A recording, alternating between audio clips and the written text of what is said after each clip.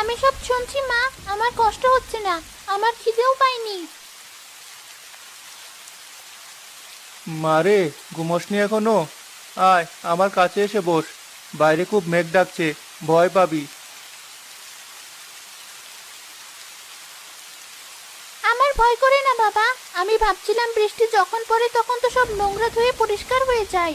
আমাদের জীবনের কষ্টগুলোও কি এই বৃষ্টির জলে ধুয়ে যাবে না?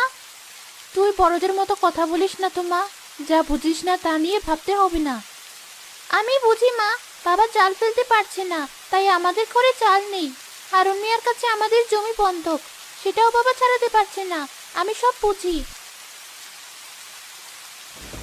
তুই এত চিন্তা করিস না মা, আমি তো আছি।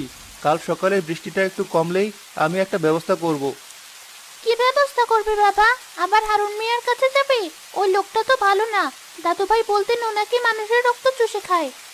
এছাড়া আর কোনো পথ খোলা নেই মা। গ্রামের আর কে আমাকে টাকা ধার দেবে বলতো? সবাই তো আমার অবস্থা জানে। মাতব্বর যাই হোক, বিপদে আপদে টাকাটা তো সেই দেয়। কিন্তু সুদের যা হার! ওর কাছ থেকে একবার টাকা নিলে সারা জীবনেও সেই দিন আর সুদ হয় না। বিটে মাটি তো ওই হারুন মিয়াই গিলে খেয়েছে।